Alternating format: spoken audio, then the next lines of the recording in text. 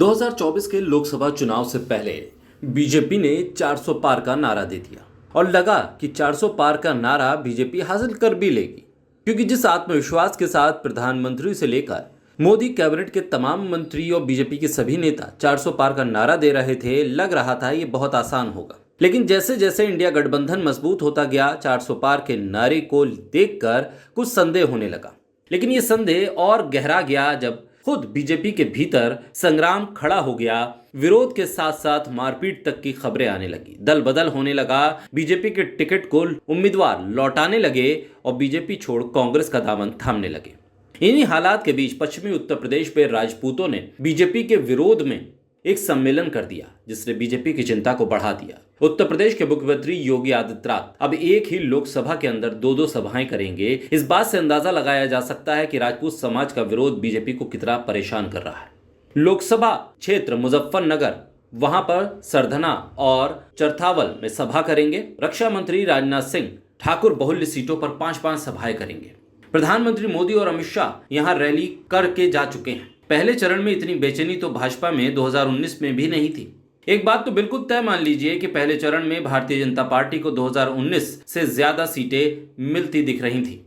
लेकिन स्थितियां बदली, परिस्थितियां बदली और भाजपा को ऐसी परिस्थिति का सामना करना पड़ रहा है कि कहानी पूरी तरह से पलट गई है। मोदी और शाह की जोड़ी बहुत अच्छा कैलकुलेट करती है। भाजपा का मानना है कि राजपूत उनके अलावा कहीं और जाने वाले नहीं। राजनीति में जिस समाज को बंधुआ मान लिया जाता है, उसकी कीमत कम हो जाती है। भाजपा अब कुछ ऐसे समाज को अपने साथ जोड़ना चाहती है जो उसके साथ नहीं रहे। राजपूतों को सबसे ज्यादा परेशानी जाटों को तरजीह दिए जाने से है। विधानसभा, जिला पंचायत अध्यक्ष के बाद अब लोकसभा चुनाव में भाजपा जाटों को आगे बढ़ा रही है। ये बात ठाकुर समाज को चुभ रही है। राजपूत धीरे धीरे यहाँ दलित, गुज्जर और जाटों से अलग खड़ा हो गए। राजपूत समाज की नानोता वाली महापंचायत में प्रधानमंत्री मोदी की बेहट वाली रैली से ज्यादा भीड़ थी। ऐसा आकलन सहारनपुर और आसपास के पत्रकारों का है। साथ ही ये भी बताया गया है कि इस महापंचायत में 121 पूर्व जनप्रतिनिधि शामिल हुए। 16 अप्रैल को अगली महापंचायत सरधना में होगी। इसमें 100 पूर्व विधायक और 50 पूर्व सांसदों के शामिल होने की उम्मीद है। 5 लाख ठाकुर जुट सकते हैं। आप विरोध का स्तर समझ सकते हैं। अब सवाल यह है कि पूरे देश के ठाकुर विरोध वेस्ट यूपी में ही क्यों हो रहा है? तो इसका जवाब यह है कि पहले चरण का चुनाव भी यही है। मेरठ हापुड़ लोकसभा सीट से भारतीय जनता पार्टी के प्रत्याशी अरुण गोयल को भारी विरोध का सामना करना पड़ रहा है। मुर्दाबाद के नारे लग रहे हैं।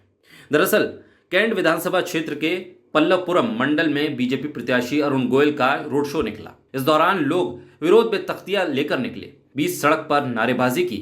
प्रदर्शनकारियों ने अरुण गोयल की गाड़ी रोक ली। मुर्दाबाद के नारे लगे। इतना ही नहीं, नाराज लोगों ने लोकसभा चुनाव में बहिष्कार का ऐलान किया।